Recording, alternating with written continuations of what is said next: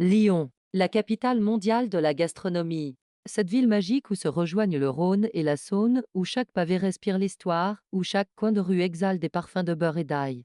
Pour les touristes, c'est un rêve, un paradis gustatif. En se promenant dans les ruelles étroites du vieux Lyon, ils s'émerveillent devant les lumières qui filtrent à travers les fenêtres et le bruit des couverts. Mais pour moi, cette ville, et en particulier ce restaurant de la rue Saint-Jean, était comme une prison aux murs humides et à l'odeur de moisi.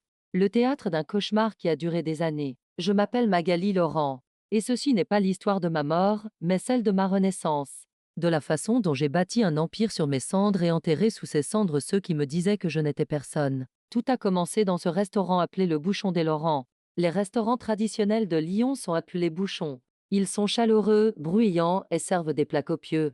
Vu de l'extérieur, le Bouchon des Laurents ressemblait à une entreprise familiale chaleureuse. Dames rideaux à carreaux rouges dans la vitrine, des tables en bois à l'intérieur et, juste à l'entrée, ma belle-mère Madame Bernadette, assise derrière cette maudite caisse. Laissez-moi vous décrire cette cuisine. À 6 heures du matin, avant même que le soleil n'atteigne le sommet de la basilique Notre-Dame de Fourvière, j'y entrais. La cuisine était étroite, basse de plafond et toujours chaude. Le système de ventilation était en panne depuis 10 ans, car mon mari Julien disait « Nous n'avons pas le budget pour ça, un peu de transpiration ne tuera personne, Magali ». Il avait raison, la transpiration ne m'a pas tuée. Mais elle a lentement fait fondre la femme en moi. Cette jeune fille pleine de rêves. Mon travail consistait à préparer cette quenelle de brochet spéciale que j'avais apprise de mon père, Pierre, l'un des anciens chefs légendaires de Lyon. Ce plat est une œuvre d'art. Il faut hacher la chair du poisson si finement qu'elle se dissout dans la bouche comme un nuage lorsqu'elle rencontre la crème. Mais le vrai secret réside dans la sauce. Cette sauce Nantua. Cette couleur orange intense et cet arôme puissant qui proviennent des carapaces d'écrevisses. Peu avant sa mort, dans son lit d'hôpital, mon père m'a tendu ce vieux cahier de ses mains tremblantes et m'a dit « Magali, ces recettes sont ton héritage. Ce ne sont pas seulement des plats, c'est ton âme. Ne vends ton âme à personne. » À l'époque, je n'avais pas compris ce qu'il voulait dire. Mais maintenant, dans cette cuisine exiguë, alors que je courais avec une casserole chaude dans les mains, je comprenais. Plus vite, Magali. Bon sang, même les escargots sont plus rapides que toi. La voix venait de l'interstice de la porte de la cuisine, de l'endroit où se trouvait la caisse. Madame Bernadette, la mère de mon mari, la chef de la famille. Cette femme qui pensait être la propriétaire de tous les êtres vivants qui respiraient dans ce restaurant. Même des cafards sur les murs. Je posai la casserole sur la cuisinière et essuyai la sueur de mon front avec mon bras. Il était 20 heures et le service battait son plein. La salle était pleine. Je n'entendais que le bruit mécanique des bons de commande et les cris aigus et méprisants de Madame Bernadette. Les touristes de la table numéro 2 se plaignent qu'il n'y a pas assez de sauce. Je ne t'avais pas dit d'en mettre beaucoup. À cause de ton incompétence, nous allons perdre des clients. Quand Julien t'a fait venir ici, nous pensions au moins que tu avais de bonnes mains, mais je vois que tu es médiocre. Moyen. Ce mot était comme un couteau planté dans mon cœur. C'était moi qui avais préparé cette sauce.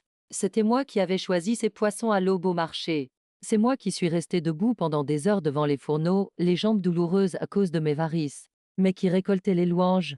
Madame Bernadette, assise à la caisse, comptant l'argent, distribuant de faux sourires aux clients, elle disait « Oui, c'est une recette familiale vieille de 100 ans, je supervise tout. » Mensonge. Un gros mensonge. Cette femme ne savait même pas casser un œuf. À ce moment-là, la porte de la cuisine s'est ouverte brusquement. C'était mon mari Julien qui entrait. Il portait encore un de ses costumes italiens hors de prix. Il avait vaporisé tellement de parfum pour masquer les odeurs de la cuisine que cela couvrait le délicieux parfum de langoustine de la sauce Nantua.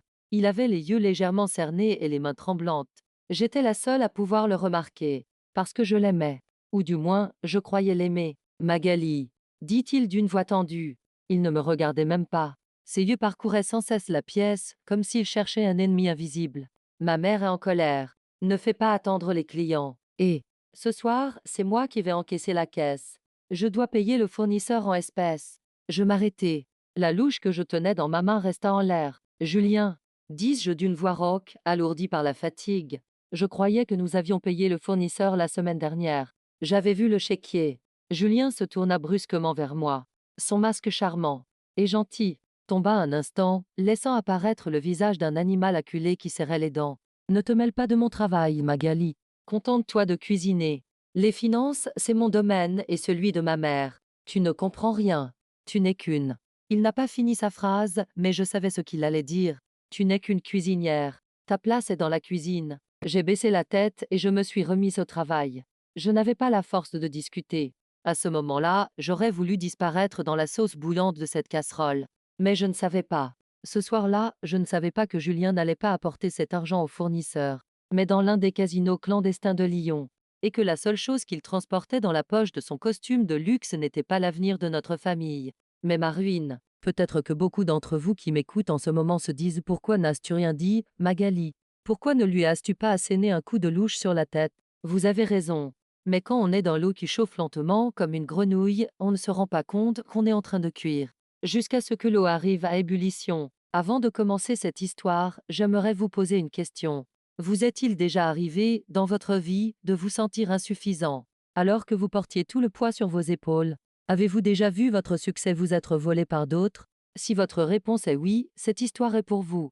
Assurez-vous d'être abonné à ma chaîne et activez les notifications, car ce n'est pas seulement une histoire de cuisine. C'est l'histoire d'une femme qui a récupéré avec intérêt tout ce qui lui avait été pris. À la fin du service ce soir-là, je ne sentais plus mes jambes. La cuisine était nettoyée, les dernières assiettes étaient astiquées. Madame Bernadette était en train de faire le rapport Z de la caisse. Julien était déjà parti. Il avait dit qu'il avait un dîner d'affaires important. Je savais qu'il mentait, mais je ne pouvais même pas imaginer sur quoi. Bernadette a baissé ses lunettes sur le bout de son nez en regardant le rouleau de papier qu'elle tenait dans ses mains. Les recettes sont faibles, a-t-elle dit en me regardant comme si j'étais responsable. Il y a une baisse de 10% par rapport au mois dernier. Les gens en ont assez de tes plats traditionnels, Magali. Julien a raison. Nous devons moderniser cet endroit. Peut-être devrions-nous te retirer de la cuisine et te confier des tâches plus simples. J'avais déjà entendu cette menace auparavant. Mais cette fois-ci, le ton était différent. Plus sérieux, plus déterminé. Les clients aiment vos plats, madame. Ai-je répondu en essayant de garder un ton calme. Nous avons fait le plein de réservations. Les réservations sont pleines, mais les bénéfices diminuent, s'écria-t-il en tapant du poing sur la table. Les bagues qu'il portait au doigt frappèrent le bois et produisirent un son métallique. Les coûts augmentent. Le beurre que tu utilises, cette crème spéciale, c'est trop cher. Tu devrais utiliser des ingrédients moins chers. Personne ne remarquera la différence. Je ne peux pas changer les recettes de mon père, ai-je répondu. C'était ma ligne rouge. Si nous baissons la qualité, le bouchon des Laurent est fini. Bernadette me lança un regard dans lequel je vis une haine pure. À ce moment-là, je compris, ce n'était pas une question d'argent. Ce n'était pas une question de cuisine. Le problème, c'était que l'âme de ce restaurant m'appartenait, à moi, une belle fille. Une étrangère. Il ne possédait que le bâtiment, mais c'était moi qui possédais le goût, et il ne pouvait l'accepter. Ton père est mort, Magali, dit-elle d'une voix glaciale. Et toi, si tu veux rester dans cette famille, tu apprendras à obéir. Maintenant, va-t'en. Reviens-tôt demain matin. Dames experts de la banque viendront pour le nouveau projet de Julien. Nous allons hypothéquer le magasin. Quoi? Mes yeux s'écarquillèrent. Hypothéquer. Mais c'est notre seule source de revenus. Julien ne m'en a pas parlé. Bernadette sourit. Ce sourire venimeux, triomphant. Ton mari n'a pas besoin de tout partager avec toi, ma chérie. Il va ouvrir un nouveau restaurant. Un endroit moderne, chic, sans tes plats gras. Et le capital viendra de cette boutique délabrée. Et toi? Eh bien, tu feras peut-être la plonge. Je restai figé. Alors que l'air frais de la nuit lyonnaise s'engouffrait par la porte ouverte, je sentis mon cœur se serrer. Ma maison, mon travail, les souvenirs de mon père. Tout cela était mis en péril pour les rêves de Julien et l'ambition de Bernadette. Mais à ce moment-là, je n'avais pas la force de m'opposer. Je me suis contenté de dire bonne nuit, madame. Et je suis sorti du restaurant, les épaules affaissées. En marchant sur les pavés de la rue Saint-Jean, le bruit de la rivière ne m'apparaissait pas comme une berceuse, mais comme un avertissement. J'ai appelé Julien. Son téléphone était éteint. En arrivant chez moi, j'ai trouvé une enveloppe dans la boîte aux lettres. Une enveloppe officielle. Elle ne venait pas de la banque, mais d'un cabinet d'avocats. Le nom de mon père y était inscrit, à l'héritier de Pierre Laurent. J'étais fatigué. Tellement fatigué que j'ai jeté l'enveloppe sur la table de la cuisine sans l'ouvrir. Je la regarderai demain, me suis-je dit. De toute façon, c'est sûrement une dette fiscale impayée ou une vieille amende. Ah, comme j'étais stupide. Sans savoir que cette enveloppe contenait la clé qui allait changer ma vie, que ce bout de papier allait devenir mon bouclier et mon épée, je me suis endormi sur cette chaise cette nuit-là. J'ai rêvé de Julien. Il était assis à une table de roulette. Sur la table se trouvait notre restaurant, mes casseroles, et même mon cœur. Et Julien, en riant, misait tout sur rouge. Quand je me suis réveillée, c'était le matin. Mais la véritable obscurité ne faisait que commencer. car ce jour-là, Julien ne rentrerait pas à la maison, Bernadette me fermerait la porte du restaurant au nez et je me retrouverais seule dans les rues de Lyon, marquée du sceau de voleur. Mais je ne le savais pas encore. Je suis juste allée dans la cuisine, j'ai préparé mon café et j'ai pris l'enveloppe. Quand je l'ai ouverte, le document qui en est tombé n'était pas seulement un testament. C'était une déclaration de guerre. Et moi, Magali Laurent, j'étais prête à me battre. Mais je ne le savais pas encore. À cette heure matinale, alors que le brouillard qui recouvrait Lyon ne s'était pas encore dissipé, je regardais mon café refroidir sur la table de la cuisine. Julien n'était pas rentré à la maison. Son téléphone était toujours éteint. Je ressentais ce vide, ce sentiment que quelque chose ne va pas, que l'on ressent lorsqu'on n'arrive pas à faire lever la pâte à quenelle. Mais cette fois-ci, le problème ne venait pas de la pâte, mais de ma vie. J'ai pris mon sac. J'ai glissé cette enveloppe officielle, cette mystérieuse lettre que je n'avais pas ouverte la veille à cause de la fatigue, dans la poche zippée de mon sac, comme s'il s'agissait d'une simple facture. Je dois d'abord trouver Julien, me suis-je dit. Il a peut-être eu un accident, il est peut-être en danger. Ah, comme j'étais naïve.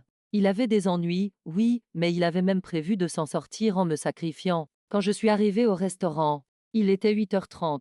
Normalement, à cette heure-là, il n'y avait que les fournisseurs. Mais la porte du bouchon des Laurent était grande ouverte et des cris provenaient de l'intérieur. J'ai accéléré le pas. La scène qui s'est offerte à moi lorsque je suis entrée m'a glacé le sang. Le restaurant était sens dessus-dessous. Les chaises étaient renversées, les nappes déchirées. Au milieu de la pièce, mon mari Julien était agenouillé, pleurant comme le héros d'une tragédie grecque. Au-dessus de lui se tenait sa mère, Madame Bernadette, le visage rouge de colère. « Tu es là !» s'écria Bernadette en me voyant. Sa voix résonna dans le restaurant vide comme un coup de fouet. « Tu as sans fin osé te montrer. Que se passe-t-il » demandai-je en m'approchant de Julien. « Julien, tu vas bien ? Où étais-tu » Julien leva la tête. Ses yeux étaient injectés de sang. Mais dans ses yeux, je ne voyais pas la douleur d'une victime, mais la culpabilité et la peur d'un menteur. Il ne pouvait pas me regarder. « Dis-lui, Julien » cria Bernadette. « Dis-lui en face ce que ta femme a fait. » Julien se leva en tremblant. Il désigna le coffre-fort ouvert. « Le coffre-fort est vide, Magali, » dit-il d'une voix tremblante. « Hier soir, je suis venu chercher l'argent que je devais donner aux fournisseurs. Mais le coffre-fort était vide. Et tu es la seule à avoir la clé de secours. » Le monde s'arrêta un instant. Un bourdonnement se fit entendre dans mes oreilles. « Quoi ? Qu'est-ce que tu racontes, Julien ?» La clé est à la maison, dans le tiroir. Hier soir, tu... Ne mens pas. Bernadette s'avança vers moi. Elle agita son index comme pour me transpercer la poitrine. Mon fils n'est pas rentré à la maison hier soir parce qu'il cherchait cet argent. Nous savions qu'il avait des dettes de jeu, mais nous n'aurions jamais pensé que tu t'abaisserais à voler l'héritage de mon mari. Dame dette de jeu? Je regardais Julien, sous le choc. Tu me fais porter le chapeau? Julien, sois honnête. C'est toi qui as dit hier soir que tu allais récupérer l'argent. À ce moment-là, Julien a livré une performance que je n'oublierai jamais. Il a couvert son visage de ses mains et a sangloté. Maman, je lui ai fait confiance. Il m'a dit, je vais déposer l'argent à la banque. En fait, il l'a transféré sur son compte secret. Il m'a ruiné, maman. J'ai eu la nausée. Ce n'était pas un simple mensonge. C'était un scénario préparé à l'avance, répété. Je vais appeler la police. Je dis en mettant la main dans mon sac. Appelons immédiatement la police, qu'ils vérifient les empreintes digitales, qu'ils regardent les enregistrements des caméras. Les enregistrements vidéo? Bernadette a éclaté d'un rire amer. Le système est tombé en panne par hasard. Hier soir, Magali. Comme c'est pratique, n'est-ce pas? Et tu n'as pas besoin d'appeler la police. Notre famille va étouffer cette affaire. Mais à une condition. Bernadette s'approcha de moi, son visage si près du mien que je pouvais sentir l'odeur du thé à la menthe qu'elle avait bu le matin même. Maintenant, tu vas dégager. De cette boutique, de cette maison et de la vie de mon fils. Si tu dis quoi que ce soit, je t'accuserai de vol et je te ferai mettre en prison. J'ai des témoins. Julien dira qu'il t'a vu prendre l'argent.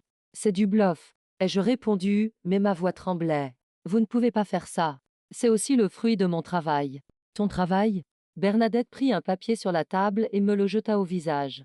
C'était le protocole de divorce. Elle l'avait préparé à l'avance. Signé par. Sinon, je te ridiculiserai devant tout Lyon. Tu feras la une des journaux avec des titres comme la mariée voleuse.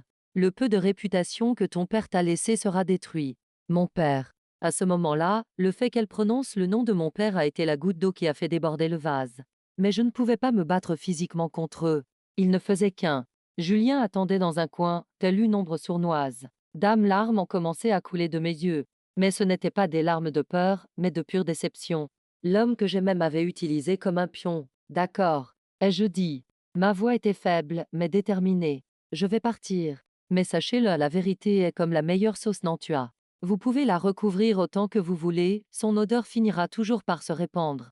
Bernadette a ri avec mépris. Ne fais pas le philosophe. Laisse tes clés et va-t'en. J'ai retiré mon tablier.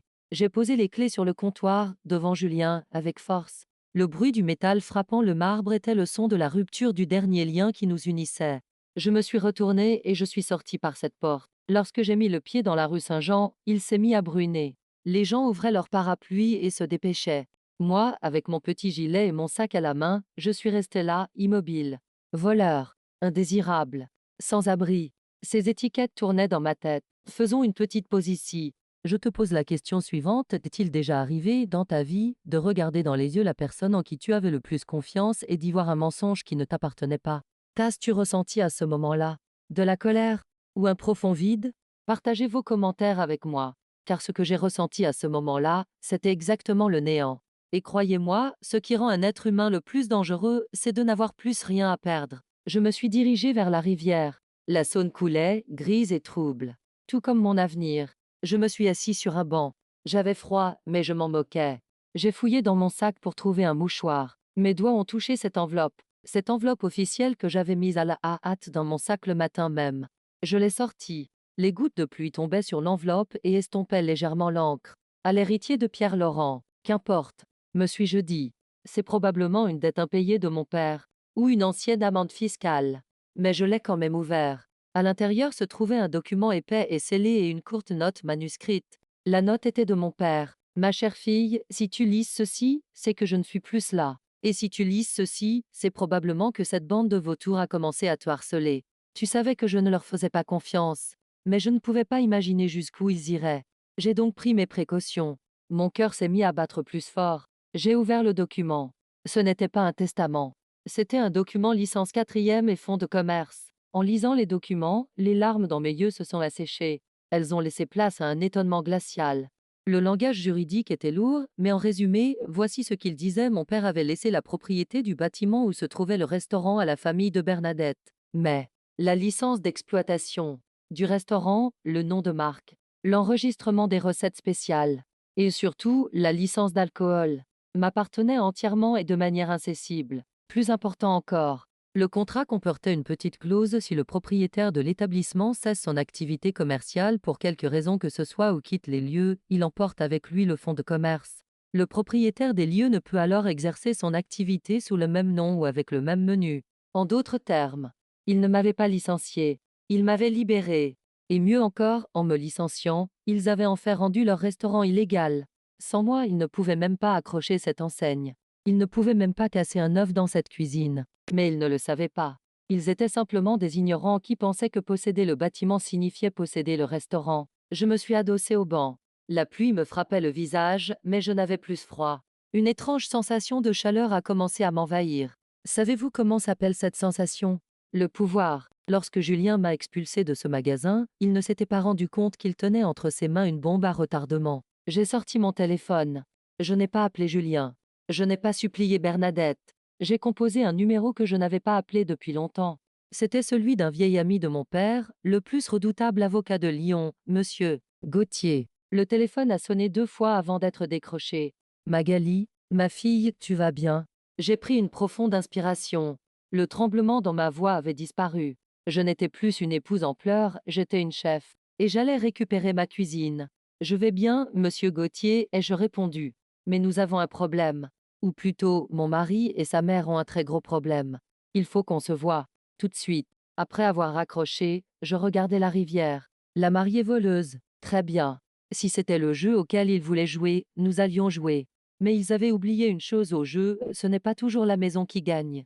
Parfois, c'est celui qui organise le jeu qui gagne. Et le jeu commençait maintenant. Le cabinet de monsieur Gauthier se trouve au 3e étage d'un vieil immeuble en pierre, rue de la Bombarde, juste en face du palais de justice de Lyon. L'intérieur sent toujours le tabac à pipe, les pages de livres anciens et le sérieux. Je n'étais pas venu ici depuis les funérailles de mon père. La secrétaire m'a fait entrer sans attendre. Monsieur Gauthier se leva de son bureau en acajou et s'avança vers moi, le visage empreint d'une inquiétude paternelle. Mais je n'étais plus la Magali fragile qui franchissait la porte. avec mon manteau trempé, mes cheveux en bataille et le document que je serrais fermement dans ma main. Je ressemblais à un soldat revenant du combat, mais qui n'avait pas encore rangé son épée dans son fourreau. Magali, dit-il en me prenant les mains, ta voix était très différente au téléphone. Raconte-moi. Sans rien dire, je posai le document mouillé et froissé sur la table. Puis je racontai d'une traite ce qui s'était passé ce matin-là au bouchon des Laurents, les fausses larmes de Julien, les menaces de Bernadette et l'accusation de vol qui m'avait été lancée. Ma voix ne tremblait pas. Je ne pleurais pas. Je faisais simplement mon rapport. Monsieur Gauthier, tout en écoutant mon récit, ôta ses lunettes et les essuya soigneusement. Puis il prit silencieusement le document posé sur la table. Il le lut, il le relut. Et puis, un sourire lent, sournois mais satisfait, apparut sur son visage. Pierre, a-t-il murmuré en parlant de mon père. Ce vieux renard. Il a réussi à les traquer même depuis sa tombe. Ce document a-t-il le sens que je lui donne, monsieur? Demandai-je. Ils ne peuvent vraiment pas me renvoyer? Gauthier s'adossa à son fauteuil et joignit les doigts. Non, Magali, la situation est meilleure que vous ne le pensez. Ils peuvent vous licencier. Ils l'ont même déjà fait. Mais le vrai problème, c'est qu'en vous licenciant, ils ont coupé la gorge de leur propre entreprise. Vous voyez, en France, le fonds de commerce et les murs commerciaux sont deux choses distinctes. Il se leva et regarda par la fenêtre du bureau en direction du fleuve. Bernadette et Julien possèdent les murs, c'est-à-dire les briques, le toit et le sol du bâtiment. Mais, il se tourna vers moi, les yeux brillants. L'âme qui se trouve à l'intérieur, c'est-à-dire le droit d'exploitation, le nom, la clientèle et, surtout, cette maudite licence 4e, t'appartient.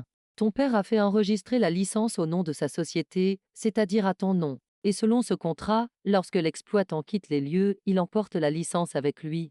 Alors, ai-je demandé, le cœur battant à tout rompre. Cela signifie qu'à l'heure actuelle, chaque verre de vin vendu et chaque plat servi au bouchon des Laurents est illégal. Ils exploitent leur établissement sans licence. Pire encore, ils utilisent vos recettes et votre marque sans votre autorisation. Gauthier retourna à son bureau et ouvrit un épais livre de droit. Mais attends, ce n'est pas tout. Julien t'a accusé de vol. Il a dit que tu avais vidé la caisse. Oui, répondis-je. Mais je ne peux pas le prouver. Ils ont effacé les enregistrements des caméras. Tu n'as pas besoin de le prouver, dit Gauthier, parce que nous allons passer à l'attaque. Nous allons d'abord vérifier les comptes bancaires. Si Julien est un joueur, il a dû retirer l'argent en espèces. Mais il ne nous faudra que 5 minutes pour prouver qu'il n'y a pas eu de mouvement sur ton compte. Gauthier décrocha le téléphone et donna rapidement quelques instructions. Puis il se tourna vers moi. Maintenant, Magali, nous avons deux options. La première, nous allons leur montrer ce document, ils auront peur et te reprendront. Tu retourneras à ton ancienne vie, à cette cuisine, à ces humiliations. Il m'a regardé dans les yeux. La deuxième option, nous attendons. Nous attendons qu'ils commettent une erreur, qu'ils se débattent en ton absence, qu'ils ne parviennent pas à gérer cette cuisine. Et au moment où ils seront le plus vulnérables, nous faisons exploser cette bombe nucléaire que nous avons entre les mains. La deuxième option, dis-je sans hésiter. Je ne veux pas seulement leur faire peur, monsieur. Je veux les détruire. Je veux effacer le nom de mon père de cette enseigne.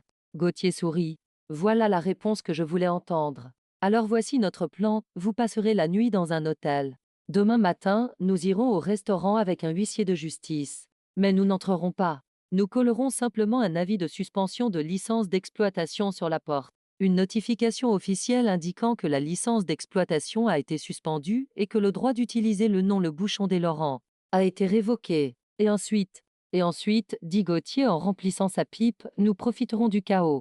En sortant du bureau, les rues de Lyon ne me semblaient plus aussi froides. Je n'avais peut-être pas un sou en poche, mais monsieur Gauthier m'avait donné un peu d'argent de son compte personnel. Considère cela comme une avance, m'avait-il dit. Tu seras bientôt une femme très riche. Je me suis installée dans un hôtel bon marché. Le plafond de la chambre était bas et sentait l'humidité, mais cela m'était égal. Allongé sur le lit, je regardais le plafond et pensais à Julien. Que faisait-il en ce moment? Probablement qu'il fêtait avec Bernadette le fait d'avoir résolu le problème et de s'être débarrassé de cette naïve et maladroite Magali. Peut-être que Julien s'était déjà remis à jouer avec l'argent qu'il avait volé. C'est la plus grande caractéristique de l'orgueil, il vous rend aveugle. Vous ne voyez pas le précipice devant vous. Faisons une petite parenthèse ici, mes amis. La vie vous pousse parfois au fond du gouffre. Ce fond est sombre et effrayant. Mais c'est aussi le sol le plus solide, car vous ne pouvez pas tomber plus bas. Vous ne pouvez que remonter. Si vous vous sentez actuellement au fond du gouffre, j'ai un conseil à vous donner, prenez appui sur ce sol et sautez. Car votre histoire n'est pas terminée, elle ne fait que commencer. Aimez cette vidéo pour montrer que vous n'êtes pas seul dans ce voyage. Au milieu de la nuit, j'ai reçu un message provenant d'un numéro inconnu sur mon téléphone. Je l'ai ouvert avec curiosité. Le message venait de Thomas, l'ancien commis du restaurant. Je l'aimais bien, il m'aidait toujours en cuisine. Chef, c'est l'enfer ici. Madame Bernadette a essayé de faire les sauces, mais elle les a toutes brûlées. Les clients se plaignent. Monsieur, Julien dit à tout le monde notre chef est malade, il reviendra dans quelques jours. Vous nous manquez beaucoup. Revenez, s'il vous plaît. En lisant le message, j'ai esquissé un sourire amer. Je reviendrai, Thomas. Ai-je murmuré en regardant l'écran. Mais je ne reviendrai pas pour enfiler mon tablier de chef, je reviendrai pour m'asseoir dans le fauteuil du patron.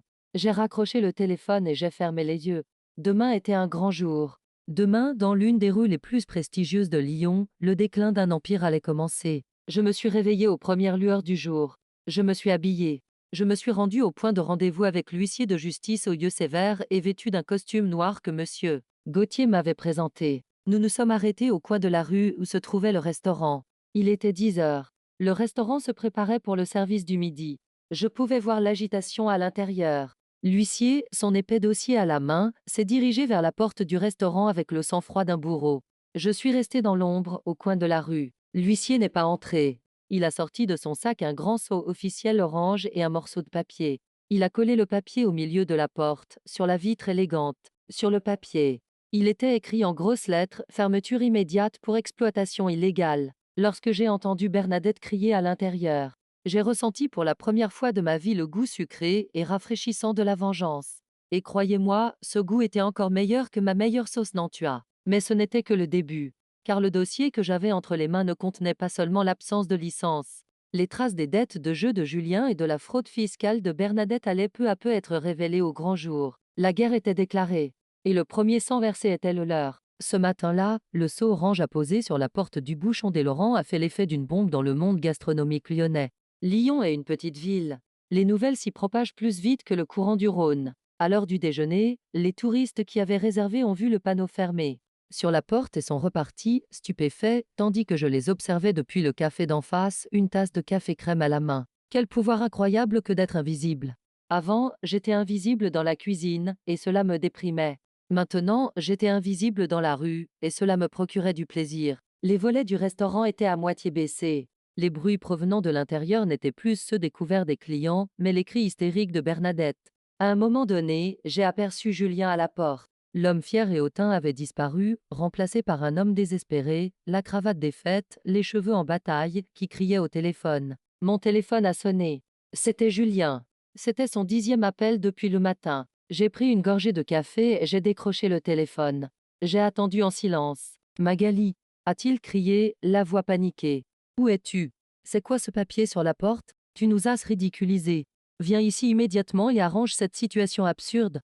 Ce ton autoritaire dans sa voix. Il n'avait toujours pas compris. Il croyait toujours avoir le pouvoir. Bonjour Julien, dis-je d'une voix aussi froide que les murs de pierre de la cathédrale Saint-Jean. Ce papier n'est pas une absurdité. Ce papier, c'est mon droit au fonds de commerce. Et ce restaurant, ce nom, ce menu. Tout cela m'appartient. Sans moi, ce magasin n'est qu'un ensemble de 4 murs. Tu es devenu fou. Sa voix se mit à trembler. Il passait d'un ton menaçant à un ton suppliant. Écoute, ma mère est peut-être allée un peu loin. Elle était énervée. Viens, discutons.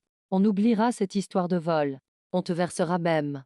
On te versera même un salaire. Oui, tu auras un salaire régulier. J'ai éclaté de rire. Cette offre était tellement pitoyable qu'elle a même apaisé ma colère. Un salaire? Tu m'offres un salaire dans mon propre restaurant, Julien. Écoute-moi bien. Le sceau sur cette porte ne sera pas retiré. Vous ne cuisinerez pas mes recettes dans ce bâtiment. Tu nous ruines. S'est-il écrié. Nous avons des dettes auprès des fournisseurs. Dame Crédit. Si le restaurant n'ouvre pas, nous allons faire faillite. Alors demande peut-être à ta mère, en qui tu as tant confiance. Lui ai-je répondu. Elle pourra peut-être payer avec l'argent qu'elle a mis de côté. Dans sa caisse. Je lui ai raccroché au nez. Puis je l'ai bloqué. La satisfaction que j'ai ressentie à ce moment-là était comparable à celle que l'on éprouve en cassant la croûte caramélisée d'une crème brûlée. Mais mon travail n'était pas terminé. Monsieur Gauthier m'avait convoqué dans son bureau. J'ai des choses à vous montrer, m'avait-il dit. Lorsque je suis retourné au bureau dans l'après-midi, le bureau de Gauthier était encore plus encombré. Devant lui se trouvaient des relevés bancaires, des registres fiscaux et des rapports de détectives privés. Assieds-toi, Magali. m'a-t-il dit, l'air grave. La situation est plus complexe que nous le pensions, et plus avantageuse pour toi. Il a poussé un dossier vers moi. Sur la couverture du dossier figurait le logo du casino Le Lion Vert, le célèbre casino situé juste à l'extérieur de Lyon. Julien, dit Gauthier en montrant les chiffres du doigt. Rien qu'au cours des 6 derniers mois, il a retiré 140 000 € en espèces du compte professionnel du restaurant. Et la trace de cet argent se perd dans le casino. J'écarquillai les yeux. 140 000 €. Mais on me disait toujours que les affaires allaient mal, que nous ne faisions pas de bénéfices. Les affaires n'allaient pas mal, Magali. Tu faisais un travail formidable. Le restaurant rapportait beaucoup d'argent. Mais mon mari dépensait tout cet argent. Et pire encore, elle sortit un autre document. C'était un document provenant du centre des impôts. Bernadette, ta belle-mère si honnête. Elle a commis des irrégularités dans ses déclarations de TVA au cours des 5 dernières années. Elle n'a enregistré aucun des paiements en espèces. Elle fraude le fisc. Et elle a utilisé cet argent pour combler les déficits de Julien, mais le trou est devenu tellement grand qu'il est impossible de le colmater. Ma tête a commencé à tourner. Moi qui avais été traitée d'incompétente. Pendant des années, j'étais en fait en train de faire flotter seul un navire en perdition. Eux, pendant ce temps, s'affairaient à percer le fond du navire. C'est un crime, murmurai-je. Cela mérite une peine de prison. Absolument, répondit Gauthier. Si nous allons au parquet avec les documents que nous avons en main, Julien sera jugé pour détournement de fonds et Bernadette pour fraude fiscale. Mais, Gauthier s'interrompit et me regarda par-dessus ses lunettes. Il y a une règle en droit, Magali, avant de tuer ton ennemi, assure-toi qu'il n'a nulle part où s'enfuir. Ils sont en état de panique actuellement. Ils continueront à connaître des erreurs. Attendons encore un peu. Qu'attendons-nous? Demandai-je. Qu'ils se retournent les uns contre les autres, répondit Gauthier. Que penses-tu que les usuriers à qui Julien doit de l'argent feront lorsqu'ils apprendront que le magasin est fermé? Ils vont se présenter à la porte. Et c'est alors que Bernadette comprendra ce qu'est devenu son fils unique. Insister à l'effondrement de cette famille sera ta plus grande victoire. Il avait raison. Il était facile de les envoyer en prison. Mais je voulais que le monde mensonger qu'ils avaient construit de leurs propres mains s'écroule sur leur tête. En sortant du bureau, mon téléphone a de nouveau vibré. Cette fois, c'était monsieur Bernard, le fournisseur de vin du restaurant. Un vieil ami. Magali, dit-il d'une voix inquiète, j'ai appris que le magasin avait fermé. Et Julien vient de m'appeler. Il m'a dit qu'il voulait rendre les vins qui se trouvent dans l'entrepôt et récupérer son argent. Il a parlé de surplus de stock. Mais il avait l'air très bizarre. J'ai souri. Julien cherchait de l'argent liquide. Ses dettes de jeu où les usuriers le pressaient. Ne fais surtout pas ça, Bernard, lui dis-je. Ces bouteilles appartiennent à l'entreprise. Et c'est moi qui détiens la licence. Si tu lui donnes ne serait-ce qu'une seule bouteille ou si tu lui rends son argent, tu te rends complice d'un délit. Ne lui donne rien. D'accord, chef, a répondu Bernard. Je te fais confiance. De toute façon, je n'ai jamais aimé cet homme. Lorsque je raccrochais, le soir tombait sur les rues de Lyon. Les lumières de la ville commençaient à s'allumer. Autrefois, à cette heure-là, j'étais en sueur dans la cuisine. Maintenant, j'étais libre. Mais cette liberté n'était pas une liberté vide de sens. C'était le moment silencieux et tendu où un chasseur se met à l'affût. Alors que je m'apprêtais à retourner à l'hôtel, j'aperçus une silhouette familière de l'autre côté de la rue. C'était Thomas, le jeune commis du restaurant. Il m'attendait. Je me suis approché de lui. Thomas, il avait les larmes aux yeux. Chef, je suis désolé. Je vous ai vu dans cet état et je n'ai rien pu faire. Ce n'est pas ta faute, Thomas. Lui ai-je dit en posant ma main sur son épaule. Madame Bernadette nous a tout licenciés aujourd'hui, a-t-il dit en baissant la tête. Elle a dit, le restaurant est fermé, je ne peux pas vous payer. Nous sommes tous dans le pétrin. C'était la goutte d'eau qui avait fait déborder le vase. Je pouvais accepter ce qu'ils m'avaient fait, mais je ne pouvais pas les laisser nuire à mon équipe, à ces jeunes qui transpiraient à la sueur de leur front dans cette cuisine avec moi. Thomas, dis-je, ma voix se transformant en acier. Appelle les autres. Je veux voir tout le monde demain matin. Personne ne restera sans emploi. Et personne ne sera laissé à la merci de cette femme. Que vas-tu faire, chef? Demanda-t-il avec espoir. Je souris. Nous préparons un nouveau menu, Thomas. Et cette fois, le plat principal s'appelle justice. Ce soir-là, dans ma chambre d'hôtel, j'ai relu et relu les documents que Gauthier m'avait remis. Les dettes de jeu de Julien, la fraude fiscale de Bernadette. Ce n'étaient pas que des morceaux de papier. C'étaient les clous qui allaient être enfoncés dans leur cercueil. Et moi, j'attendais, le marteau à la main. Mes amis, parfois, les mauvais événements de votre vie sont en fait le lever de rideau. Ce sont les lumières qui s'allument pour vous permettre de voir le vrai visage des acteurs sur scène. Julien et Bernadette ont cru pendant des années qu'ils me maintenaient dans l'obscurité. Mais ils ont oublié une chose, je suis une femme qui cuisine au feu. Je supporte la chaleur. Mais eux, ils brûleront dès la première étincelle. Le lendemain matin, le temps gris et mélancolique de Lyon avait laissé place à un soleil radieux. Mais ce soleil ne se levait pas de la même manière pour tout le monde. Pour moi, c'était la lumière de l'espoir. Pour Julien et Bernadette, c'était un projecteur impitoyable qui révélait tous leurs secrets inavouables. Nous avons retrouvé Thomas et les autres employés sur les bancs d'un coin tranquille du parc de la Tête d'Or. L'équipe était au complet. Marie, la plongeuse, Luc, le chef saucier, Pierre, le chef des serveurs. Tous étaient silencieux et inquiets, comme dans une maison funéraire. Quand ils m'ont vu, la détresse dans leurs yeux a laissé place à une légère lueur d'espoir. Bonjour tout le monde. Ai-je dit en réprimant complètement le tremblement de ma voix. Je ne suis pas venu ici en tant que patron, mais en tant que chef. Sachez tout d'abord que vous n'êtes pas seul.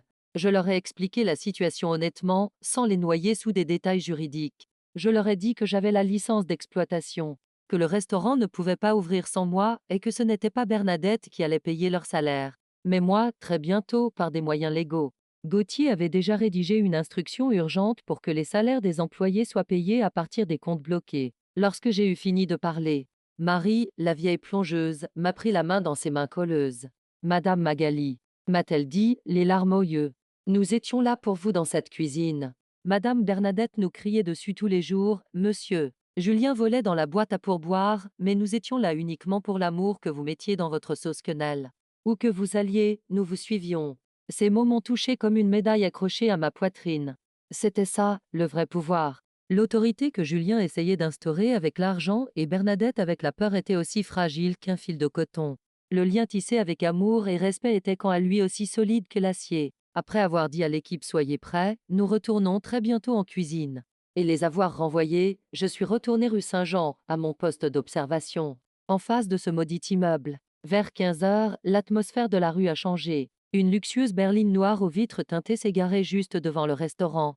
2 hommes en sont sortis. Ils portaient des costumes, mais ceux-ci semblaient avoir été choisis non pas parce qu'ils étaient des hommes d'affaires, mais pour cacher leurs muscles. Nous connaissions ce genre de type dans le monde des affaires lyonnais. Ce n'étaient pas des banquiers, c'étaient les financiers privés de Julien, autrement dit, des usuriers. Les hommes frappèrent violemment au volet fermé. Le bruit résonna dans la rue. Ouvre la porte, Julien. On sait que tu es là. De l'autre côté de la rue, je les observais en dégustant lentement le croissant que j'avais à la main. Julien était à l'intérieur, je le savais. Il était probablement recroquevillé sous le plan de travail de la cuisine, tremblant. À ce moment-là, la porte latérale de l'immeuble s'est ouverte et Bernadette s'est précipitée dehors. Ses cheveux étaient coiffés, mais le maquillage sur son visage ne pouvait cacher la peur qui se cachait derrière. « Qui êtes-vous » cria-t-elle aux hommes. « C'est un établissement respectable. De quel droit frappez-vous à notre porte ?» L'un des hommes baissa légèrement ses lunettes de soleil et regarda Bernadette comme s'il regardait un insecte. « Respectable ? Votre fils nous doit 140 000 €, madame. Et le délai a expiré hier. Le magasin est fermé, les téléphones sont coupés. Nous sommes donc venus. » Bernadette pâlit. Elle devint blanche comme un fantôme. Le sac qu'elle tenait à la main tomba par terre. « Quoi » murmura-t-elle. 140 000, c'est impossible. Julien m'a dit qu'il avait juste un petit problème de trésorerie. 5 à 10 000 €. Votre fils vous a menti, madame, dit l'homme en souriant. Et si vous ne payez pas cette somme d'ici demain, ce ne sont pas seulement les vitres de cette boutique qui seront brisées, mais aussi ses fondations. Faites-lui passer le message. Lorsque les hommes montèrent dans leur voiture et partirent, Bernadette resta immobile sur le trottoir, à côté de son sac tombé par terre. Son monde s'était effondré. À cet instant, elle comprit que son fils, qu'elle avait adoré pendant des années, qu'elle avait élevé comme un prince, dont elle avait couvert toutes les erreurs et pour lequel elle s'était sacrifiée, était en réalité un monstre. Arrêtons-nous un instant, mes amis. Nous aimons toute notre famille. Mais parfois, l'amour rend aveugle.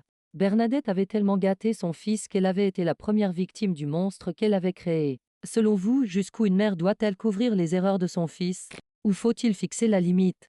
Donnez votre avis dans les commentaires. Bernadette entra en tremblant par la porte latérale du restaurant. Et 5 minutes plus tard, j'entendis ce cri provenant de l'intérieur. Ce n'était pas un cri de peur. C'était le cri pur de la déception, de la colère et de la trahison d'une mère. Même si les vitres étaient fermées, le son se propageait dans la rue. « Voleur! C'est toi le voleur! C'est toi qui as volé l'argent! Tu m'as menti! » Je pouvais entendre la voix étouffée et suppliante de Julien. « Maman, je peux t'expliquer. C'était de la malchance. J'allais gagner. De la malchance? Tu as dépensé l'héritage de ton père au jeu. C'est pour ça qu'on a renvoyé Magali. Cette fille n'y était pour rien. Voilà, l'aveu. Je souris intérieurement. Bernadette voyait enfin la vérité. Mais cela ne venait pas d'un remords, mais plutôt du fait que cela lui coûtait cher. C'était tout de même agréable à entendre. Mon téléphone vibra. Un message de monsieur Gauthier, la demande du procureur est prête. Les inspecteurs des impôts ont examiné votre dossier. L'autorisation pour la perquisition pourrait être délivrée demain matin. Soyez prêts. À ce moment-là, la porte du restaurant s'est rouverte. Julien s'est précipité dehors. Sa chemise était déchirée, il avait une nouvelle égratignure au visage. Il s'est mis à courir sans se retourner. Il fuyait sa mère, ses dettes, ses mensonges. Mais il ne pouvait pas s'échapper. Lyon était une petite ville et j'avais bloqué toutes les sorties. Bernadette apparut à la porte. Elle était à bout de souffle. Son regard balaya la rue et m'aperçut. J'étais assis dans le café, de l'autre côté de la rue. Nos regards se croisèrent. Autrefois, ce regard m'aurait fait rougir de honte. J'aurais baissé la tête. Mais maintenant, je gardais la tête haute. Je levai légèrement ma tasse de café vers elle. À votre santé, madame. Comme pour lui dire. Une expression étrange, mélange de colère, de honte et de peur, apparut sur le visage de Bernadette. Elle fit un pas vers moi, comme si elle allait dire quelque chose. Mais elle s'arrêta. Elle n'en avait plus la force. Ses épaules s'affaissèrent et elle entra en verrouillant la porte derrière elle. À ce moment-là, j'ai compris que la bataille physique était terminée. Il ne restait plus qu'à ramasser les débris. Mais je n'avais pas l'intention de ramasser les débris. J'avais l'intention de construire un avenir étoilé au guide Michelin sur ces débris. Lorsque je suis revenue à l'hôtel dans la soirée, la réceptionniste m'a tendu une enveloppe. C'est un coursier qui l'a apportée, Madame Laurent. J'ai ouvert l'enveloppe. À l'intérieur, j'ai trouvé la carte de visite du critique gastronomique le plus célèbre de Lyon, le redoutable François Lesmarchand. Au dos, il avait écrit à la main une rumeur circule en ville. Elle concerne l'identité du vrai chef et le secret de cette fameuse sauce. Vous voulez en parler? Demain midi? Mon cœur battait à tout rompre. Si les marchands étaient de mon côté, s'il écrivait mon histoire, cela signifierait non seulement la prison pour Julien et Bernadette, mais aussi leur condamnation sociale. J'embrassai la carte de visite et la glissai dans mon sac. Oui, François, dis-je. Nous avons beaucoup de choses à nous dire. Demain. Demain, la guerre médiatique allait commencer. Il y a un dicton à Lyon, les vérités sont comme un bon pot-au-feu, elles mijotent à feu doux. Mais quand on soulève le couvercle, leur odeur embaume toute la ville. Ce midi-là, c'était à moi de soulever le couvercle. Le lieu que nous avions choisi pour rencontrer François Lesmarchand était un restaurant chic et lumineux du quartier de la Presqu'île. Bien loin de l'atmosphère lugubre du bouchon des Laurents, Lesmarchand était le dieu du monde gastronomique. D'un simple coup de stylo, il pouvait propulser un chef au sommet ou le faire sombrer dans les profondeurs. Lorsque je me suis assis à table, il m'a dévisagé de son célèbre regard perçant. Il n'y avait devant lui qu'un verre d'eau et un petit carnet. Madame Laurent, dit-il d'une voix plus douce que je ne l'avais imaginé. J'admire votre courage. Alors que des rumeurs vous qualifient de voleuse. Venir me rencontrer représente un risque considérable. Le risque, c'est pour ceux qui ont quelque chose à perdre, monsieur, répondis-je en posant ma serviette sur mes genoux. On m'a déjà tout pris. Il ne me reste plus que la vérité. Les marchands sourient légèrement. Alors dites-moi la vérité. Mais d'abord, une question, le mois dernier, je suis venu discrètement dans votre restaurant. J'ai commandé votre célèbre quenelle de brochet. Mais l'assiette qui m'a été servie, comment dire, elle n'avait pas d'âme. Techniquement, elle était peut-être correcte, mais il lui manquait cette magie. Pourquoi? Je pris une profonde inspiration. À ce moment-là, je sentis que j'allais gagner, car le palais ne ment jamais. Parce que je n'ai pas préparé ce plat, monsieur, ai-je répondu. Ce plat a été préparé par des personnes qui m'ont chassé de la cuisine, qui ont volé mes recettes et qui ont tenté de salir mon nom, en essayant de les imiter à partir de mes notes. Mais ils ont oublié une chose, on peut transmettre des recettes, mais on ne peut pas copier la passion. Pendant l'heure qui suivit, je racontais tout à les marchands. Les dettes de jeu de Julien, la fraude fiscale de Bernadette, le fait que j'étais en possession de la licence d'exploitation et que j'avais été calomnié.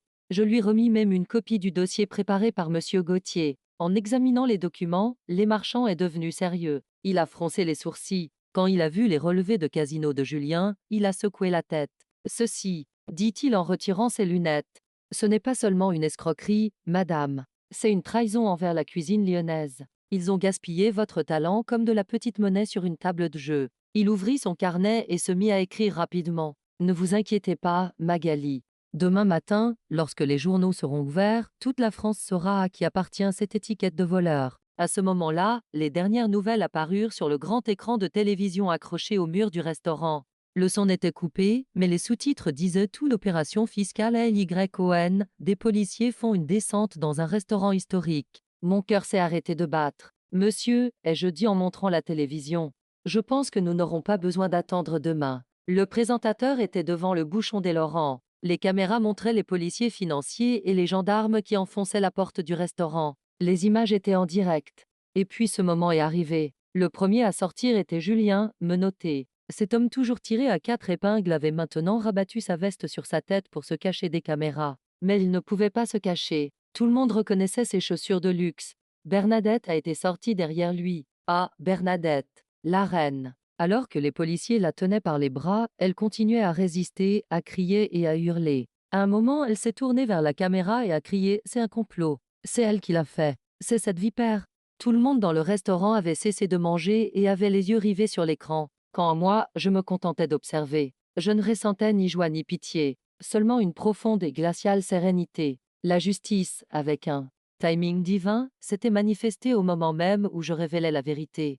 Faisons ici une parenthèse. La réputation est un château fort qui prend des années à construire, mais qui peut être détruit en quelques secondes. Bernadette pensait qu'elle m'avait sacrifié pour protéger sa réputation. Mais la vérité est que ceux qui tentent de s'élever en écrasant les autres finissent par voir le sol se dérober sous leurs pieds. Avez-vous déjà été témoin d'une telle chute? Qu'avez-vous ressenti à ce moment-là? Partagez vos commentaires. Les marchands s'est tourné vers moi. Il n'y avait plus que du respect dans ses yeux. Il a levé son verre. À votre santé, chef Laurent, a-t-il dit. Je crois que votre cuisine est propre. Vous pouvez commencer à cuisiner. Je trinquai légèrement avec lui. Pas encore, monsieur, répondis-je. Je dois d'abord changer l'odeur de cette cuisine. Elle empeste la moisissure et le mensonge. Je ne couperai pas un seul oignon avant de l'avoir nettoyé. Cet après-midi-là, l'article de Les Marchands fut publié sur le site internet. Le titre était Tuer la poule aux œufs d'or, comment le chef le plus TALNTEUXDELYON a été.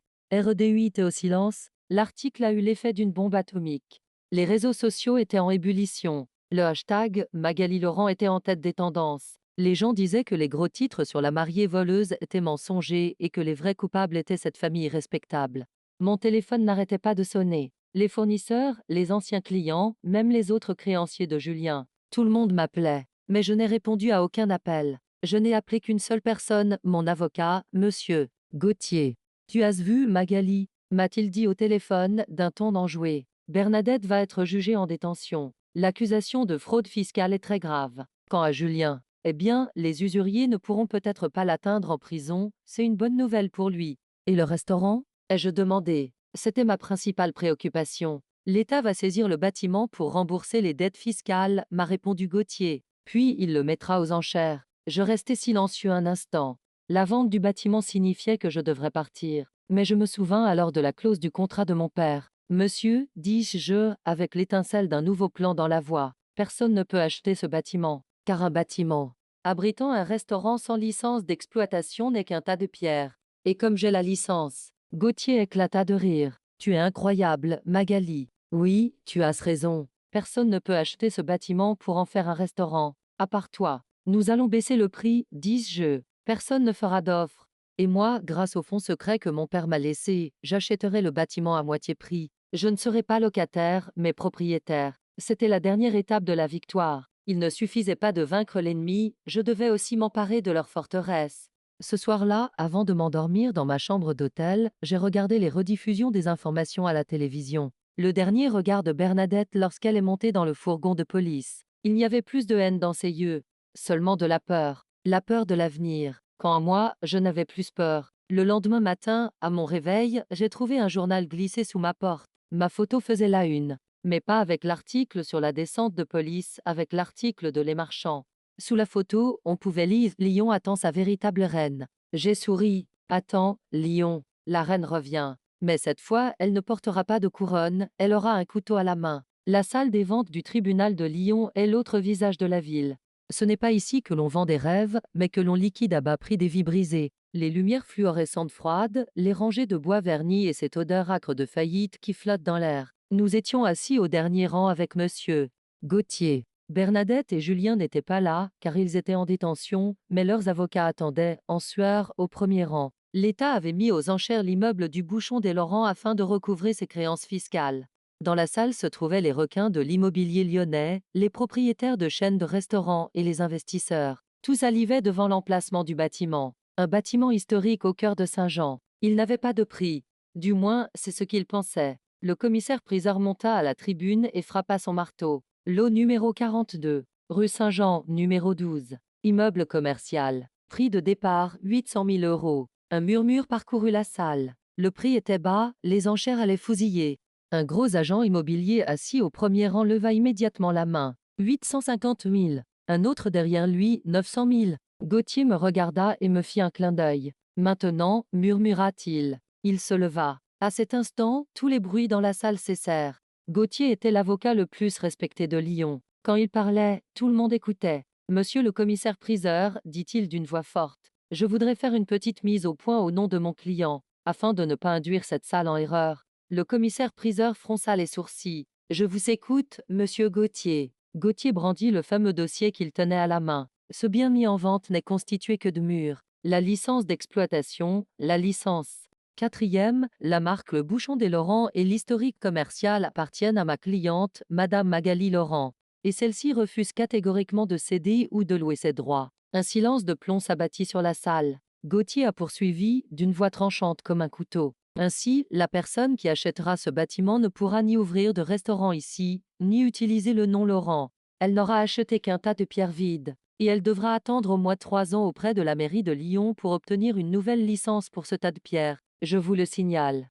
La main du gros agent immobilier s'abaissa lentement. Le propriétaire de la chaîne de restaurants se précipita sur son téléphone. Les investisseurs se mirent à chuchoter. Personne ne voulait investir des millions d'euros dans un bâtiment sans permis et problématique. Le commissaire-priseur essuya sa sueur. À la lumière de ces informations, je reprends les enchères. Nous en étions à 900 000. Dames enchères, silence. Un silence de mort. Le commissaire-priseur a commencé à baisser le prix. 800 000. 700 000, personne ne surenchérit.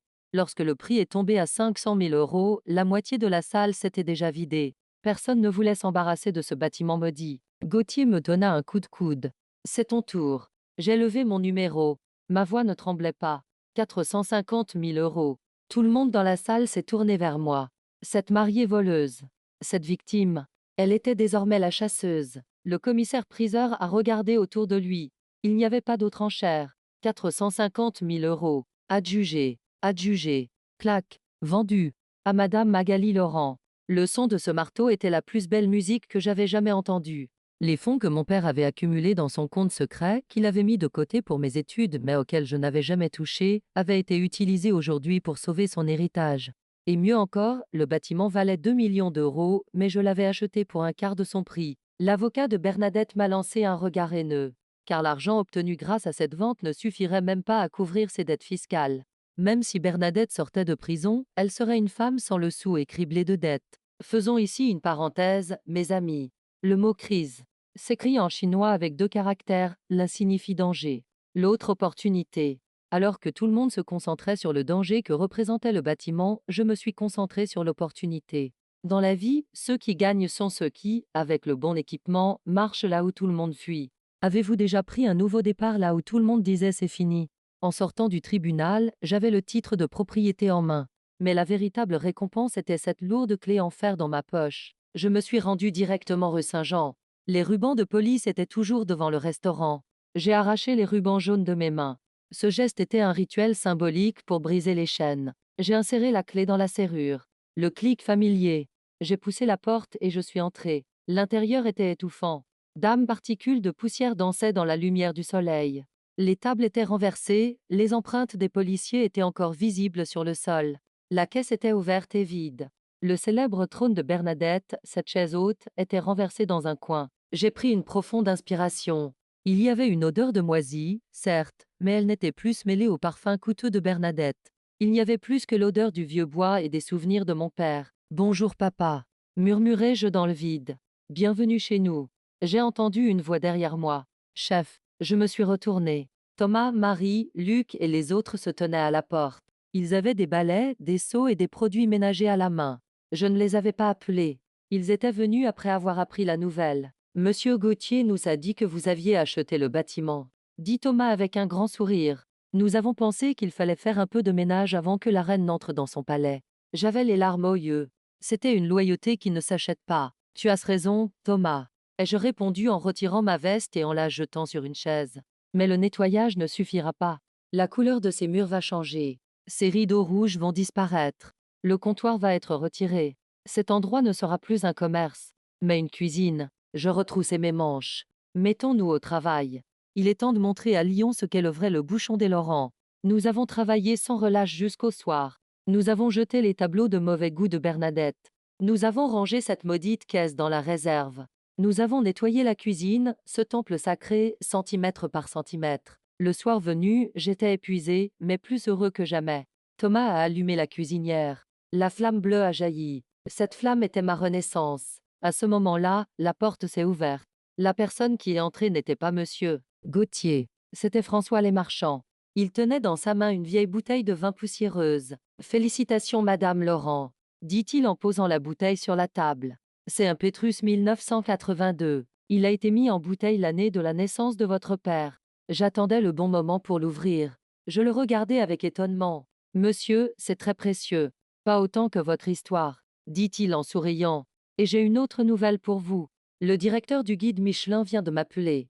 Il souhaite venir en personne pour la première évaluation lorsque le restaurant rouvrira. Je souris, mais cette fois, mon sourire n'était ni froid ni stratégique. Il était chaleureux. Il était sincère. Qu'il vienne, monsieur, ai-je répondu en remuant la casserole sur la cuisinière, qui n'était pas une casserole imaginaire, mais le premier repas préparé par l'équipe pour le personnel. Mais prévenez-les ici, il n'y a plus seulement de la nourriture. Ici, nous servons une histoire. Et certaines histoires nourrissent le cœur avant l'estomac. Nous avons allumé les lumières du restaurant. J'ai retiré le panneau fermé. À l'extérieur, à la place, j'ai accroché un simple bout de papier écrit de ma main Renaissance. Ouverture de main. Chef MAGALI Laurent. Oui, j'avais écrit famille, parce que la famille à laquelle j'étais lié par le sang m'avait trahi. Mais cette équipe à laquelle j'étais lié par la sueur était ma vraie famille. Le soir de l'ouverture, Lyon s'est illuminé comme une étoile.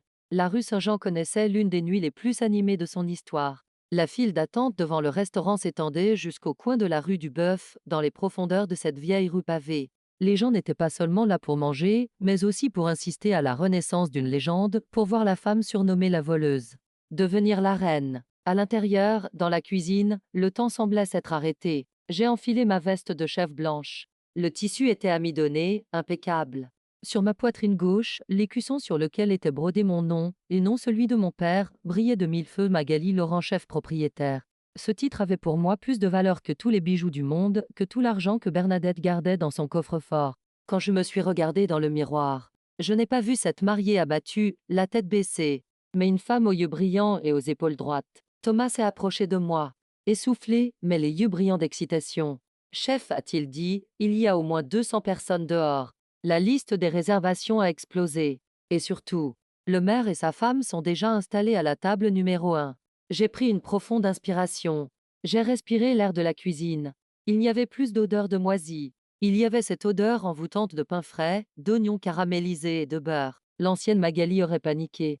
Elle aurait été prise de panique. Les cris de Bernadette "Tu es nul, tu n'y arriveras pas" auraient résonné dans ses oreilles. Mais cette Magali avait été effacée avec l'ancien enduit de ses murs. Ouvrez les portes en grand. Ai-je dit à mon équipe. Ma voix était calme mais forte. Et n'oubliez pas, les enfants, ce soir, nous ne servons pas seulement à manger. Ce soir, nous enseignons à cette ville le goût de la justice. Lorsque les portes se sont ouvertes, un flot humain s'est engouffré à l'intérieur. Mais ce n'était pas le chaos, c'était une réunion pleine de nostalgie. Les clients applaudissaient en entrant. Oui, vous avez bien entendu. Lors de l'ouverture d'un restaurant, les gens applaudissaient debout. Lorsque ces applaudissements sont arrivés jusqu'à la cuisine, j'ai dû lever les yeux vers le plafond pour retenir mes larmes. J'ai vu Marie, la plongeuse, pleurer. Mais cette fois-ci, ce n'était pas de tristesse, mais de fierté. Lorsque le service a commencé, la cuisine s'est transformée en orchestre symphonique. Il n'y avait pas de cris. Il n'y avait pas d'insultes. Il n'y avait pas cette voix venimeuse qui disait plus vite, idiot. Il n'y avait que le bruit rythmé des couteaux frappant la planche, le grésillement des poêles et mes ordres brefs et clairs de quenelle, table 4. Beaucoup de sauce. Oui, chef. Cette harmonie n'avait pas de prix. C'était quelque chose que Bernadette et Julien ne comprendraient jamais. Le leadership ne s'acquiert pas par la peur, mais par le respect. Et le moment le plus critique de la soirée arriva. François Lesmarchands et le directeur du guide Michelin, Monsieur Dubois, étaient à la table numéro 5. C'est moi-même qui allais leur servir les quenelles de brochet. Lorsque je suis sorti de la cuisine avec mon plateau en argent, le brouhaha dans la salle s'est soudainement arrêté. Tout le monde retenait son souffle, observant ce moment. J'ai posé le plateau sur la table. J'ai soulevé les couvercles des assiettes. L'odeur de la célèbre sauce Nantua, à base de langoustine et de couleur orange foncé, s'est répandue dans l'air. Cette odeur était l'héritage de mon père. C'était mon enfance. Et maintenant, c'était ma victoire. Lesmarchands a plongé sa fourchette dans cette boulette de poisson aussi moelleuse qu'un nuage. Il l'a portée à sa bouche. Il a fermé les yeux. 1 seconde. 2 secondes. 3 secondes. Le salon était silencieux. Le temps s'était arrêté. Puis Lesmarchands ouvrit les yeux. Son regard sévère et critique avait disparu, remplacé par une expression triste mais admirative. Il me regarda. Pierre, murmura-t-il. Je suis sûr qu'il nous regarde depuis le paradis et qu'il est jaloux. Parce que c'est encore meilleur que celui de ton père, Magali. Parce que tu as ajouté la seule épice qui manquait à cette recette, la liberté. Monsieur Dubois se contenta de hocher la tête et d'écrire un seul mot dans son carnet. Parfait. Je ne peux décrire la tempête qui s'est déchaînée en moi à ce moment-là. Dames années d'humiliation, de tu n'y arriveras pas. De tu es inutile. Tout cela s'était dissous au fond de cette assiette. À la fin de la soirée, après que le dernier client soit parti heureux, nous nous sommes assis avec mon équipe autour de la grande table au milieu de la salle. Nous avions mal aux pieds, nos tabliers étaient sales. Mais nos visages reflétaient la fatigue paisible des généraux revenant victorieux de la guerre. Monsieur Bernard a débouché l'une de ses meilleures bouteilles de champagne. À la reine, s'est exclamé Thomas. À ce moment-là, la porte du restaurant s'ouvrit. Ce n'était pas un client qui arrivait. C'était mon avocat, monsieur Gauthier. Il avait une expression étrange et complexe sur le visage. Il tenait une tablette dans ses mains. « Je vous dérange dans vos célébrations », dit-il en s'approchant de la table. « Mais je pense que vous devez voir la dernière pièce qui complétera cette soirée. » Il posa la tablette au milieu de la table. L'écran affichait le titre d'un site d'information local. L'article avait été rédigé à partir d'informations provenant de la prison. Dernier acte DE la chute BRNADETT Laurent a fait une crise dans sa cellule. Gauthier lutte les détails. Bernadette s'est disputée avec ses co-détenus ce soir à propos de la file d'attente pour le repas. Elle a crié aux autres détenus « Savez-vous qui je suis ?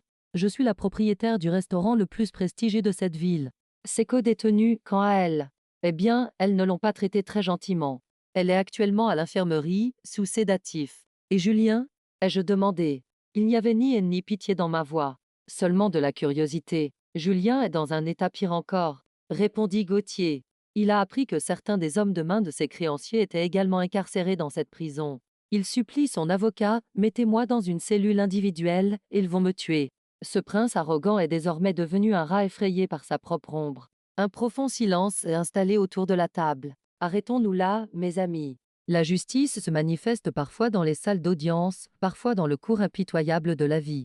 Bernadette et Julien étaient désormais eux-mêmes tombés dans les flammes de l'enfer qu'ils avaient fait vivre à d'autres. Pensez-vous que cette punition soit suffisante? Ou la balance de la justice divine devrait-elle peser plus lourd? J'attends vos commentaires. J'ai levé mon verre. Ils appartiennent au passé, et je dis, tournons-nous vers l'avenir. Mais l'histoire ne s'arrête pas là. Le véritable choc allait se produire le lendemain matin. À l'aube, j'ai trouvé sous la porte du restaurant une enveloppe épaisse de couleur crème, sans timbre. Il n'y avait pas de nom d'expéditeur sur l'enveloppe. Seulement un sceau doré. J'ai ouvert l'enveloppe. La lettre qu'elle contenait était une proposition qui allait changer non seulement mon destin, mais aussi celui du bouchon des Laurent à l'échelle mondiale. Cette proposition était encore plus importante, plus risquée et plus excitante qu'une étoile Michelin. L'enveloppe sans timbre que j'avais reçue ce matin-là, sur laquelle figurait seulement un sceau doré HG, était le prélude à la deuxième partie de ma vie. Je l'ai posée sur le plan de travail de la cuisine, à côté des sacs de farine. D'un côté, les vieilles casseroles en cuivre de mon père, de l'autre, ce papier luxueux. Le passé et l'avenir s'affrontaient sur ce plan de travail. J'ai ouvert l'enveloppe.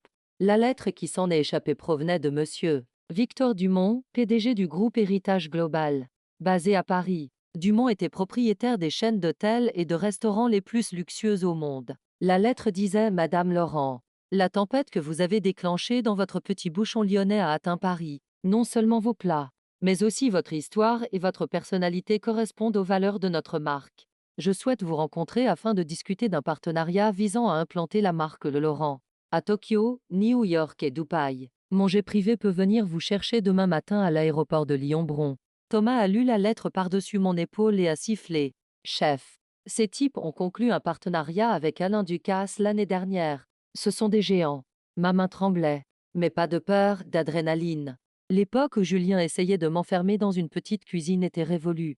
Aujourd'hui, le monde entier se bousculait à ma porte pour me faire sortir de cette cuisine. Le lendemain, j'étais à Paris, dans l'une des tours de verre d'Héritage Global. La salle de réunion était plus grande que mon restaurant. 10 avocats et conseillers financiers étaient assis autour de la table. À la tête de la table se trouvait Victor Dumont. Dumont s'est levé dès qu'il m'a vu. Voici la célèbre dame de fer, a-t-il dit en souriant. La réunion a commencé. Les chiffres fusaient. Dame millions d'euros, des frais de franchise, des parts sociales. Leur proposition était simple, ils utiliseraient mon nom, copieraient la décoration et je n'aurais qu'à superviser le menu plusieurs fois par an en tant que directrice artistique. En échange, ils m'offraient une fortune qui me suffirait pour le reste de ma vie. Tout le monde attendait que je dise oui, ou dois-je signer. Après tout, j'étais une femme endettée et trahie. Cet argent était mon salut. Mais ils avaient oublié une chose. Je n'étais plus une princesse en attente d'être sauvée. J'étais une reine qui avait construit son propre château. J'ai fermé le dossier. Un silence s'est installé autour de la table. Votre offre est très généreuse, monsieur Dumont, ai-je dit. Mais ma réponse est non. Les avocats sont restés bouche bée. Dumont a froncé les sourcils. Vous voulez négocier, madame? Nous pouvons augmenter le montant. Ce n'est pas une question d'argent, ai-je répondu en me levant. Vous voulez transformer mon nom, l'héritage de mon père, en une chaîne de restaurants. Pouvez-vous me garantir que dans une succursale de Tokyo, la sauce Nantua ne sera pas fabriquée à partir d'une poudre industrielle? Non. Dumont sourit. C'était le sourire respectueux d'un homme d'affaires. Alors, que proposez-vous? Pas un partenariat, mais un modèle de consulat. Répondis-je. J'avais inventé ce terme sur le moment, mais il sonnait bien. Seulement 3 villes. Tokyo, New York, Londres. À la tête de chaque restaurant, il y aura un chef qui aura suivi une formation d'au moins 2 ans dans ma cuisine à Lyon. Les sauces seront préparées à Lyon et envoyées par transport spécial. Et au moindre problème de qualité, j'aurai le droit de retirer l'enseigne. Si vous acceptez, Laurent conquérera le monde. Sinon, je préfère rester un petit restaurant légendaire à Lyon. Un silence de mort s'est abattu sur la salle. Dumont a fait courir ses doigts sur la table. Puis il a éclaté de rire. Ils vous ont qualifié de difficile, mais pas de visionnaire, dit-il. Il lui tendit la main. C'est accepté, Madame Laurent. Préparez vos conditions.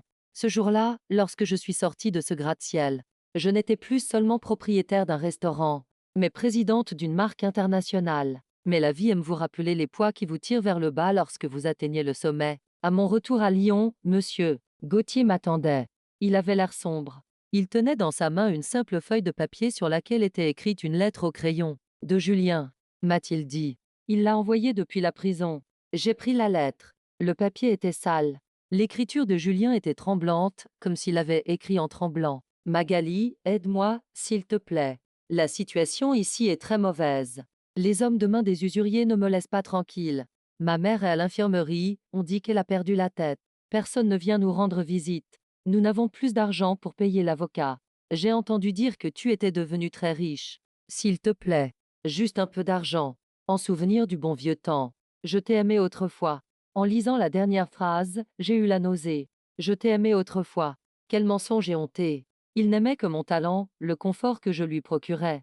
S'il m'avait aimé, il ne m'aurait pas laissé sans le sou dans la rue cette nuit-là, avec l'étiquette de voleuse collée sur le front. Gauthier m'a regardé. Tu vas répondre? J'ai sorti mon briquet.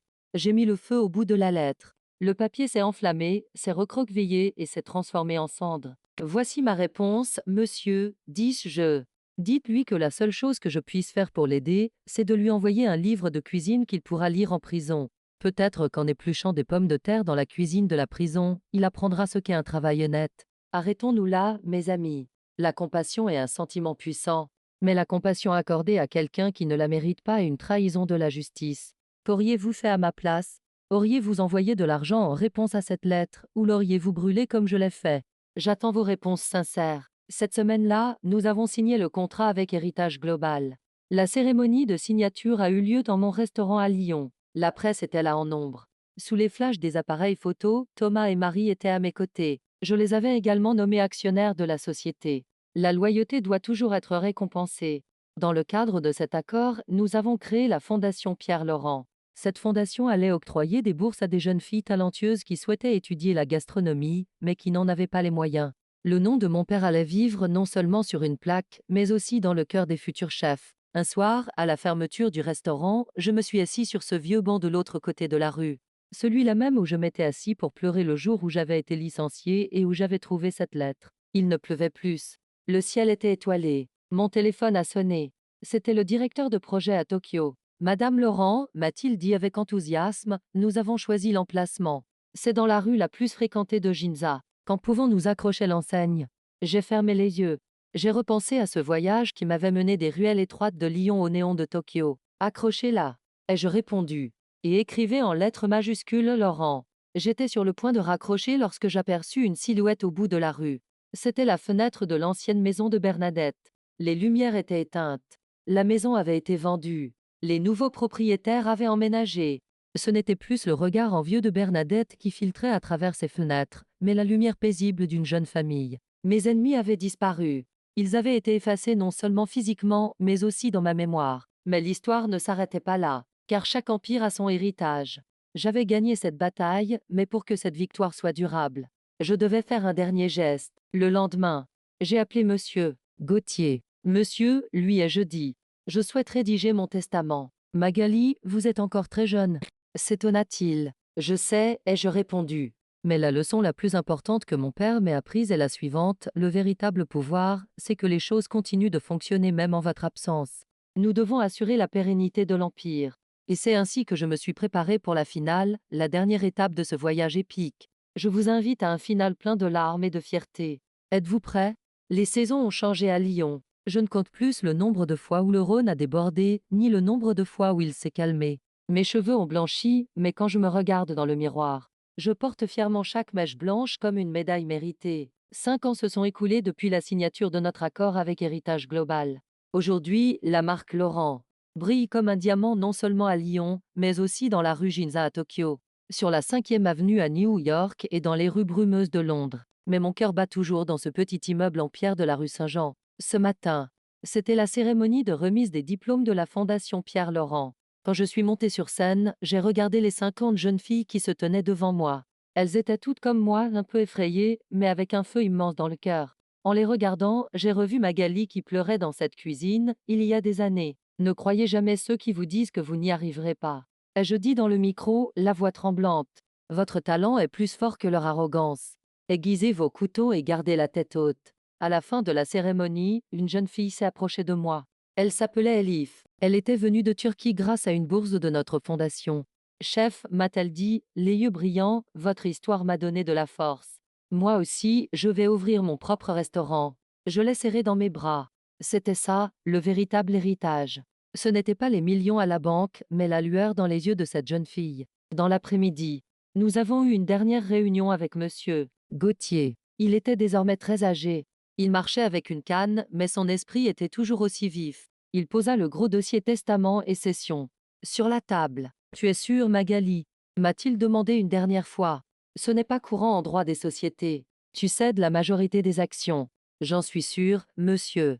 Ai-je répondu en sortant mon stylo. Bernadette et Julien ont tout perdu parce qu'ils voulaient tout garder pour eux. Je vais gagner en partageant. J'ai signé. Avec cette signature, j'ai cédé 40% de mes parts dans le bouchon des Laurent et dans la marque mondiale à mes employés, et 50% à la fondation. Je ne me suis laissé que 10% et le titre de président d'honneur. Ainsi, même après ma mort, ce restaurant ne deviendrait jamais une entreprise patronale. Il appartiendrait à ceux qui y travaillent dur, qui y transpirent. Plus jamais une Bernadette ne viendrait s'asseoir à cette caisse. En fin d'après-midi, je suis descendu dans la cuisine du restaurant. J'aimais ce moment de calme avant le début du service. Thomas vérifiait le nouveau menu. En me voyant, il m'a dit « Chef, pouvez-vous vérifier la consistance de la sauce Nantua ?» J'ai goûté la sauce. Elle était parfaite. En fait, je dois avouer qu'elle était même un peu meilleure que la mienne. Il m'avait surpassé. J'ai souri et j'ai dit « C'est bon, chef ». Je suis sorti du restaurant et j'ai commencé à marcher le long du fleuve. Mon esprit s'est évadé vers le passé. Vous vous demandez ce qui leur est arrivé, n'est-ce pas? Julien. Après sa sortie de prison, il n'a pas pu se loger à Lyon. À cause des articles parus dans la presse, personne ne voulait l'embaucher. Aux dernières nouvelles, il travaillait comme caissier dans une poissonnerie à Marseille. Il n'a pas d'argent pour jouer, mais peut-être que la vie lui a appris ce que signifie perdre le plus gros pari de sa vie. Bernadette, quant à elle, elle vit dans la prison de son esprit. Elle est dans une maison de retraite. Les infirmières qui lui rendent visite disent qu'elle répète sans cesse « Ma belle-fille m'a volé, tout m'appartenait ». Rester prisonnier du passé est la plus grande punition qu'un homme puisse s'infliger. Je ne suis pas triste pour eux. Ils ont choisi d'être les méchants de leur propre histoire. Quant à moi, je suis libre. Mon téléphone a sonné. C'était le guide Michelin. Madame Laurent, a dit la voix au bout du fil. Les résultats de l'évaluation de cette année ont été annoncés. Votre restaurant central à Lyon a obtenu sa 3e étoile. Félicitations, c'est une réussite historique. J'ai raccroché, j'ai regardé le fleuve. Le soleil se couchait et l'eau scintillait comme de l'or. Je fermais les yeux et murmurais « Tu as entendu, papa ?» 3 étoiles. Une pour toi, une pour moi, une pour toutes les femmes qui n'ont pas baissé les bras. Mes amis, nous sommes arrivés à la fin de cette histoire. Je m'appelle Magali Laurent, celle qu'on traitait autrefois de voleuse, des incompétentes, des indésirables. Aujourd'hui, je suis une impératrice. Mais n'oubliez pas, ce n'est pas seulement mon histoire. C'est l'histoire de tous ceux qui regardent cette vidéo en ce moment, qui ont été victimes d'injustice, dont le travail a été volé, qui se sentent sans valeur. J'ai une dernière demande à vous faire. Levez-vous, regardez-vous dans le miroir, et voyez la force qui est en vous. Débarrassez-vous des étiquettes qu'ils vous ont collées, et commencez à écrire votre propre histoire, de votre propre main. Si cette histoire vous a touché, partagez-la pour aider à faire grandir cette flamme.